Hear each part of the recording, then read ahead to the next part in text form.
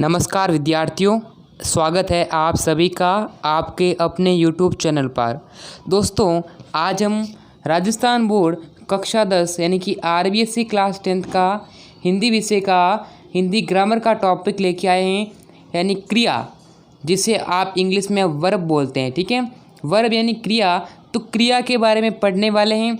क्रिया के यानी कि 1 या 2 नंबर का क्वेश्चन आता है राजस्थान बोर्ड हिंदी के पेपर में। तो चलिए दोस्तों, बिना टाइम वेस्ट किए इस वीडियो को स्टार्ट करते हैं। देखिएगा, क्रिया। अब क्रिया क्या होती है, क्रिया की परिभाषा क्या होती है?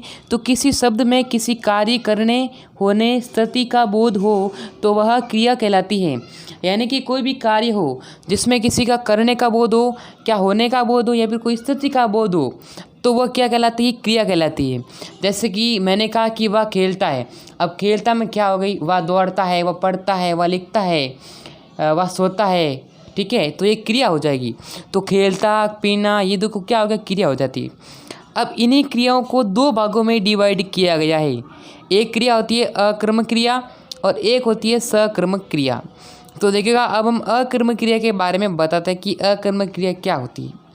अकर्मक क्रिया जिस क्रिया का फल कर्म पर ना पड़कर कर्ता पर पड़ता है। जी हाँ दोस्तों, जिस क्रिया का फल कर्म पर ना पड़कर कर्ता पर पड़ता है उसे अकर्मक क्रिया कहते हैं।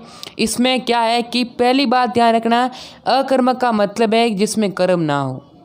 क्या ना हो? जिसमें कर्म ना हो उसे अकर्मक क्रिया कहते हैं। जैसे पक्षी, अब यहाँ पर पक्षी उड़ते हैं, जैसे कि मैंने आपको बोला कि पक्षी उड़ते हैं। फिर शेर दौड़ता है, वह खेलता है, वह रोता है, वह हंसता है, वह सुनता है, वह लिखता है। ठीक है, ये वह खेलता है। तो इस प्रकार से मान के ये वाला शब्द।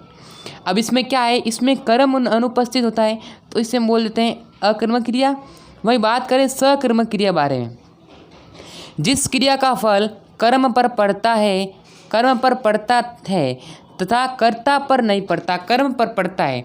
जैसे कि किसमें कर्म, जैसे कि रमेश पुस्तक पढ़ता है, तो यहाँ पर क्या पढ़ता है? पुस्तक पढ़ता है।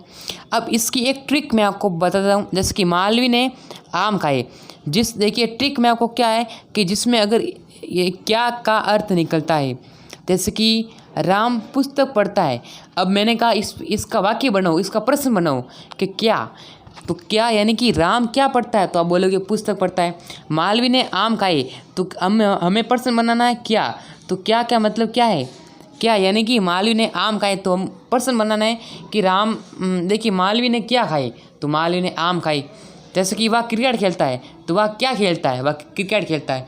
तो जिसमें भी क्या का अर्थ निकल जाए, क्या क्या उत्तर आ जाए, तो समझ लेना कि वह सकर्मक क्रिया है। ओके, चलिए दोस्तों, ये हो गया। अब यहाँ पर मैं आपको बता देता हूँ कि सकर्मक क्रिया के भी 2 भेद होते हैं। ठीक है, एक होता है एक कर्मक और एक होता है द्विकर्मक। जिसमें एक कर्म हो वह एक कर्मक, जिसमें 2 कर्म हो वह द्विकर्मक।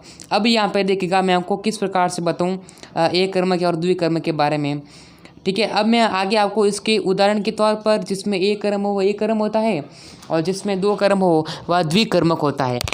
और दोस्तों, यहाँ पर हम अगले टॉपिक के लेकर चलते हैं, तो उससे पहले चैनल को सब्सक्राइब कीजिए, बेल आइकन को प्रेस कर लीजिएगा।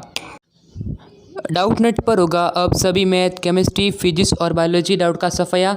बस अपने क्वेश्चन की फ़ोटो खींचकर उसे सबमिट करो और 3 सेकंड्स के अंदर उसका वीडियो सॉल्यूशन पाओ। क्लास 6 to 12 से लेकर NEET, IIT, JEE mains advance level तक आज ही डाउनलोड कीजिए doubt net app. Link video के डिस्क्रिप्शन बॉक्स में। कि इसमें सकर्मक क्रिया है, इसमें अकर्मक क्रिया है। तो देखिएगा, नोट मैं आपको बता देता हूँ। सकर्मक क्रिया भी 2 प्रकार की होती हैं, जैसे एक कर्मक और द्विकर्मक। अब देखिए, एक कर्मक ऐसी क्रिया जिसमें एक ही कर्म हो वह एक कर्मक कहलाती है।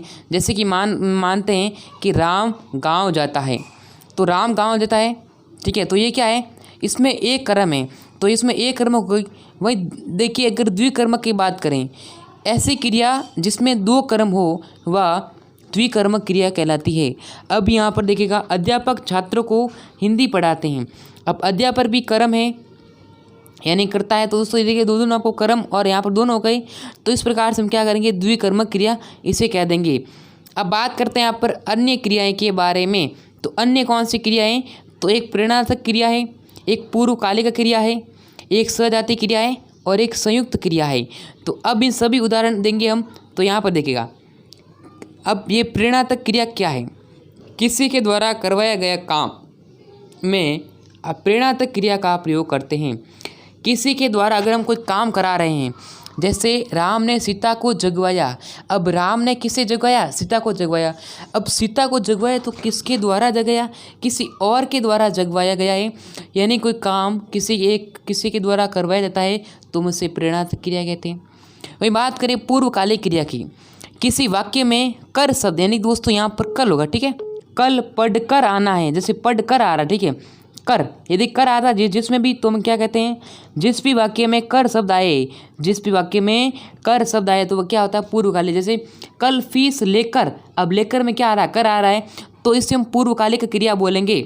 सजातीय क्रिया, किसी वाक्य में दोनों क्रिया जब समान हो तो वह सजातीय क्रिया कहलाती है। जैसे उदाहरण, भारत ने लड़ाई लड़ी, भारत ने लड़ाई लड़ी, इसमें क्या है? किसी वाक्य में दोनों क्रिया जब समान हो।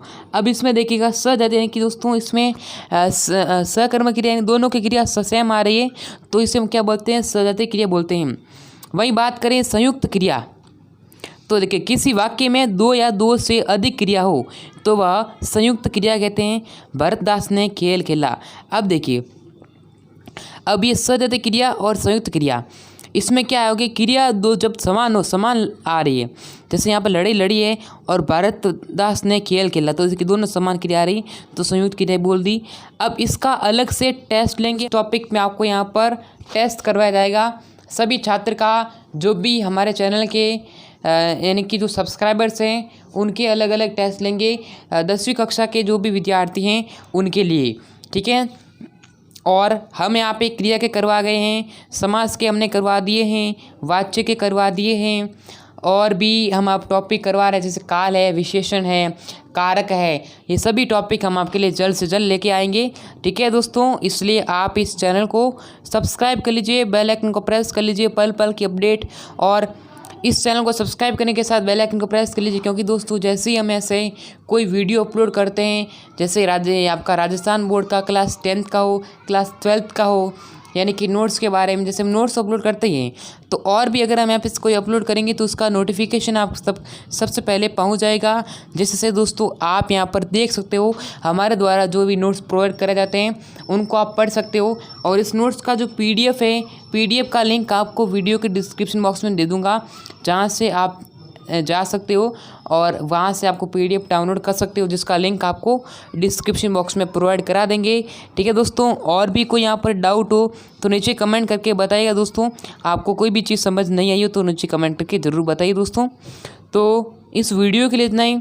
वीडियो चले तो लाइक करना, चैनल को सब्सक्राइब करना, ओके। तो इस वीडियो के लिए इतना ही, हम आपसे मिलेंगे नेक्स्ट वीडियो में। तब तक के लिए जय हिंद और जय भारत।